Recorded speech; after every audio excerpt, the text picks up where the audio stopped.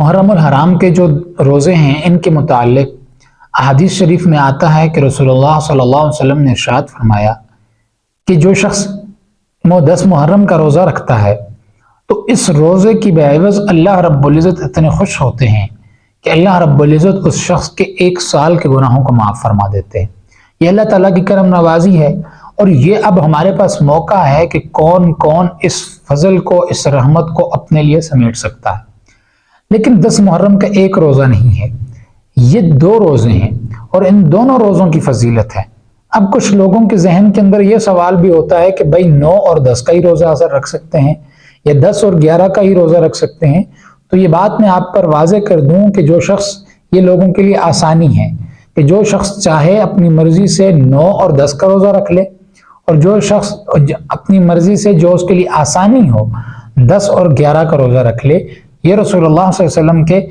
فرمان پر عمل ہو جائے گا، اور اللہ رب العزت کی طرف سے جو انعامات ہیں وہ اس شخص کو مل جائیں گے۔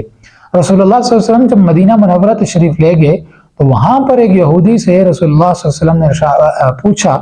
کہ بھائی تم یہ 10 محرم کا روزہ کیوں رکھتے ہو؟ تو اس یہودی نے کہا کہ 10 محرم والے دن حضرت موسیٰ علیہ السلام کی معیت میں ہمیں اللہ رب العزت نے نجات دی، اور فرعون کو جو ہے غرق کیا، تو اس کی خوشی میں اور اس اللہ رب العزت کی شکر ادا کرنے میں حضرت موسیٰ علیہ السلام روزہ رکھا کرتے تھے، 10 محرم کا ایک روزہ۔ رسول اللہ صلی اللہ علیہ وسلم نے ارشاد فرمایا کہ حضرت موسیٰ علیہ السلام کو تم سے زیادہ ہم مانتے ہیں، یہودیوں سے زیادہ ہم مانتے ہیں،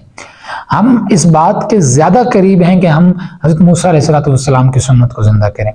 تو رسول اللہ صلی اللہ علیہ وسلم نے 10 محرم کا روزہ رکھنا شروع کیا۔ اب رسول اللہ صلی اللہ علیہ وسلم نے دیکھا کہ یہودی بھی اس دن روزہ رکھتے ہیں اور مسلمان بھی رکھتے ہیں، تو رسول اللہ صلی اللہ علیہ وسلم نے ارشاد فرمایا کہ اگلے سال اگر میری زندگی رہی تو میں 10 محرم کے ساتھ یا تو 9 محرم کا روزہ ملاؤں گا یا 11 محرم کا روزہ ملاؤں گا، تاکہ عبادت کے اندر بھی ہماری کسی کافر کے ساتھ مشابہت نہ ہو۔ یہاں دیکھیں اللہ رب العزت ہم سب کو اس چیز سے محفوظ فرمائے کہ رسول اللہ تو عبادت کے اندر بھی کسی کافر کے ساتھ مشابہت رکھنا پسند نہیں کرتے، اور آج ہمارا سر سے لے کر پاؤں تک سارے کا سارا لباس، سارا حلیہ ہم نے کافروں کے ساتھ مشابہت کے اندر اختیار کر لیا ہے۔ اللہ تعالیٰ اس گناہ عظیم سے بھی ہمیں پناہ عطا فرمائے،